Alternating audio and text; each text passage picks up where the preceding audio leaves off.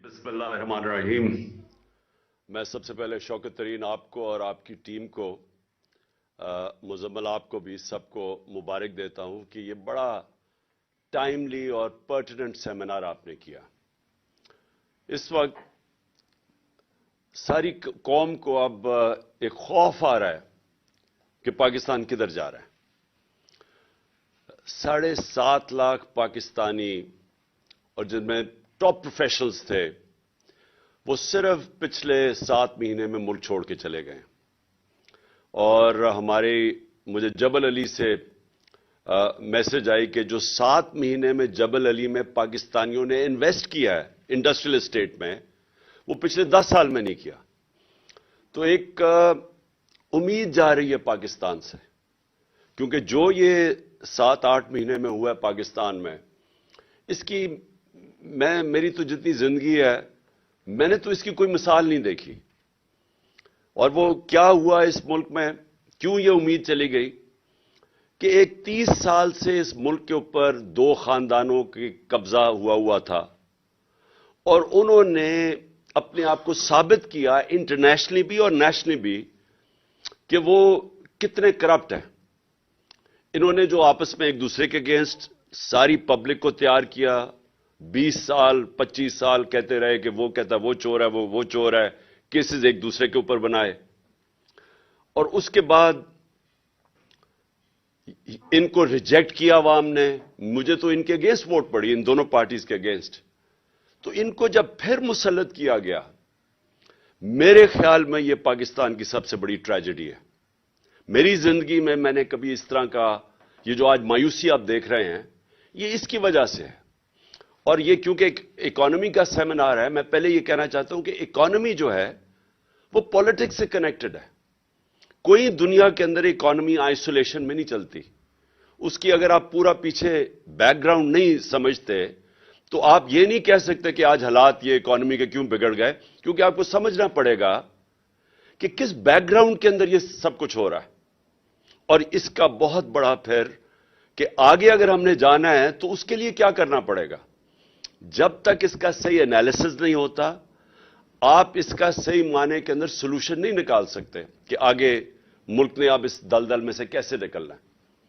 तो सबसे पहले तो ये जो मायूसी आज पाकिस्तान में, इस मायूसी की वजह यह कि वो लोग जो अपने आप को डिस्क्रेडिट कर बैठे थे, इंटरनेशनली इनकी करप्शन के चर्चे थे, इन पार्टीज एक चीज दुनिया रिकग्नाइज इनकी नहीं किए।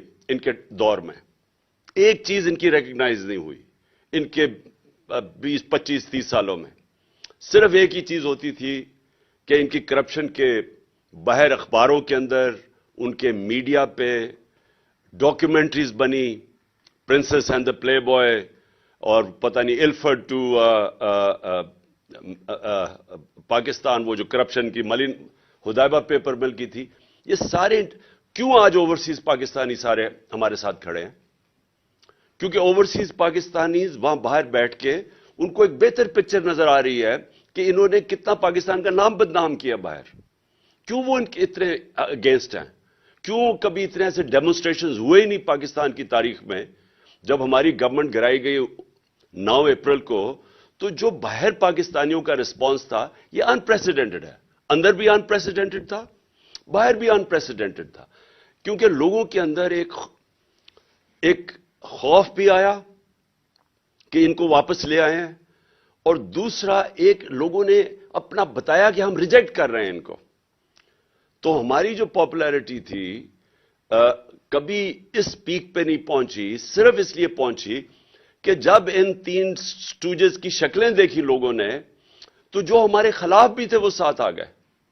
और हमारी ये जो अनप्रेसिडेंटेड पॉपुलैरिटी है, जिसकी वजह से ये सारे इलेक्शंस जब नाम सुनते हैं तो कांपे टांगनी शुरू हो जाती हैं, क्योंकि ये खौफजदा हैं। इनको पता है कि पब्लिक किधर खड़ी हो गई है। तो सारा जो स्टेटस को का सेटअप है, वो सारा मिलके एक चीज पे मुत्तफिक है कि इलेक्शन नहीं करवाने। और बदकिस्मती से उनके इलेक्शन ही एक सोल्यूशन है जो अगर हमने इसमें से निकलना है, यानी अगर पहला कदम अगर हमने इससे निकलना है, ये जो कॉगमायर के अंदर जो सारे स्पीकर्स ने बताया कि हम फंसते जा रहे हैं, और जो आगे 2 सिनारियोज बताए कि या आईएमएफ में, और उसके अलावा तो कोई चारा ही नहीं, आईएमएफ पे जाना पड़ेगा, तो उनकी कंडीशनैलिटीज, उससे क्या इफेक्ट पड़ेगा इस मुल्क में गुर्बत में, और दूसरी चीज कि अगर नहीं जाते तो फिर उससे भी बुरा हालात है। तो ये जो इन्होंने हमें यहां लाके खड़ा कर दिया है, ये आप समझ जाएं कि अनफॉर्चुनेटली इनको ये जिस मर्जी तरफ से कान पकड़े, सोल्यूशन एक ही है इलेक्शंस, और वो ये चाहते नहीं है क्योंकि डरते हैं। तो यहां फंसा हुआ है कैच 22 पाकिस्तान का। तो मैं अब ब्रीफली, तो क्योंकि सारी कौम तो सुनना चाहती है कि आगे करना क्या है, तो कौन निकालेगा इसमें। मैं फिर से कहता हूं, rule of law second step है, elections first, rule of law second step. तीसरा, ये जो शौकत ने बात की, रीस्ट्रक्चरिंग करनी पड़ेगी। ये जो बड़े बड़े हमारे गवर्नमेंट कॉर्पोरेशंस हैं, इनको रीस्ट्रक्चर करना पड़ेगा, क्योंकि ये इतना ज्यादा पैसा इस वक्त खा रहे हैं। फिर हमारी जो गवर्नेंस सिस्टम है, इसको बिल्कुल इसमें चेंजेस लाने पड़ेंगे, क्योंकि ये भी एक, जब तक हम अपना गवर्नेंस सिस्टम को मेरिटोक्रेसी ना लेके आए और सारों को डायरेक्ट करें कि नेशनल इंटरेस्ट इस वक्त क्या है, और वो है कि एक्सपोर्ट्स बढ़ाएं और अपनी आमदनी बढ़ाएं, फैसिलिटेट करें, इन्वेस्टर्स को करें, ये जो ईज ऑफ डूइंग बिजनेस करें, जो हमने बड़ी कोशिश की थी। स्मॉल और मीडियम इंडस्ट्री वो बैकबोन है, उसके लिए इतनी मुश्किलात पैदा की हुई हैं कि वो बेचारे वो उठ ही नहीं सकते। उनके लिए हमने सारी ये जो गिलोटीन किए थे, हमने जो रेगुलेशंस खत्म किए थे, उनके लिए आसानियां क्या वो करते जा रहे थे। जब तक हम स्मॉल और मीडियम इंडस्ट्री को नहीं उठाते, और वो बैकबोन है एम्प्लॉयमेंट के लिए भी, और फिर सारी दुनिया के अंदर उधर से वेल्थ क्रिएशन जो करनी है वहां से, तो उसके लिए आसानियां पैदा करने के लिए ये वो स्टेप्स हैं। और फिर मैं पाकिस्तान का टूरिज्म पोटेंशियल है, वो हम बदकिस्मती से, वो फिर कोविड आ गया तो सारी दुनिया में टूरिज्म कोलैप्स कर गई।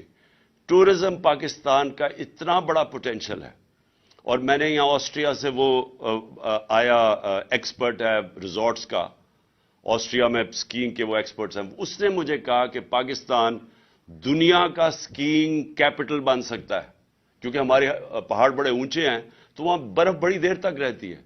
तो उसने मुझे, और पूरा प्लान बना रहे थे कैसे स्कीइंग रिजॉर्ट्स। तो यहां पाकिस्तान में हमारे पास टूरिज्म के अंदर इतना अनटैप्ड पोटेंशियल है, सारा हमारा जो समुंदर है उसके साथ साथ जबरदस्त पोटेंशियल बना हुआ है।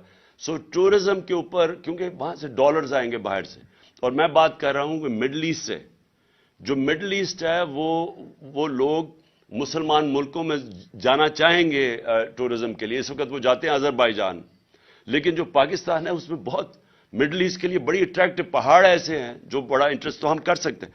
तो टूरिज्म के ऊपर स्पेशल जोन बनाने पड़ेंगे, टूरिज्म जोन्स, और यहां से हम बहुत ज्यादा डॉलर इनकम अपनी बढ़ा सकते हैं। लेकिन फिर, और ये जो हमारे स्पेशल इकोनॉमिक जोन्स हैं जिसके अंदर हम इंडस्ट्री की रीलोकेशन करवा सकते हैं चाइना से। सो ये फ्यूचर के मैं आपको प्लान्स बना रहा हूं। लेकिन इस सबसे आखिर में 2 चीजें, इलेक्शंस और रूल ऑफ लॉ, ये 2 चीजों के बगैर जिधर आज अल्लाह ने पाकिस्तान को खड़ा कर दिया है, इसके बगैर पाकिस्तान को कोई नहीं इस मुश्किल वक्त से निकाल सकता। ये जो इनकी अब कोशिश है, इनकम हमारी गिरती जा रही है, बेरोजगारी बढ़ती जा रही है, वेल्थ क्रिएशन हो नहीं रही, कर्जे बढ़ते जा रहे हैं, जो सारा पावर सेक्टर के कॉन्ट्रैक्ट्स इन्होंने साइन किए हुए हैं वो कैपेसिटी पेमेंट्स देनी पड़ रही हैं। पैसा है नहीं बिजली इस्तेमाल करने के लिए, पैसा है नहीं कि हम बाहर से जो इंपोर्टेड फ्यूल के ऊपर ये पावर स्टेशन चलाना है वो हम चला नहीं सकते। तो एक तरफ लोड शेडिंग हो रही है, दूसरी तरफ कैपेसिटी पेमेंट्स दे रहे हैं क्योंकि हमारे पास पैसा ही नहीं है इंपोर्टेड फ्यूल के लिए। सो पाकिस्तान जिधर आज इन्होंने फंसाया हुआ है उसके लिए बड़े चेंजेस करने पड़ेंगे, जिस तरह हमने अपनी गवर्नमेंट चलानी है, लेकिन वो शुरू होगा फ्री एंड फेयर इलेक्शन से। और पाकिस्तान में रूल ऑफ लॉ एस्टैब्लिश करना अब नागुज़री हो चुका है। उसके बगैर हम इस मुल्क को अब एक आज़ाद, खुद मुख्तार, सॉवरन, एक गैरतमंद कौम हम अब नहीं रह सकते। हमें अगर यही तरीका है कि जी भाग के जाके पैसे मांगो किसी से, कभी किसी से पैसे मांग रहे हैं, अपनी इज्जत खो रहे हैं, इस तरह पाकिस्तान सर्वाइव नहीं कर सकता। शुक्रिया।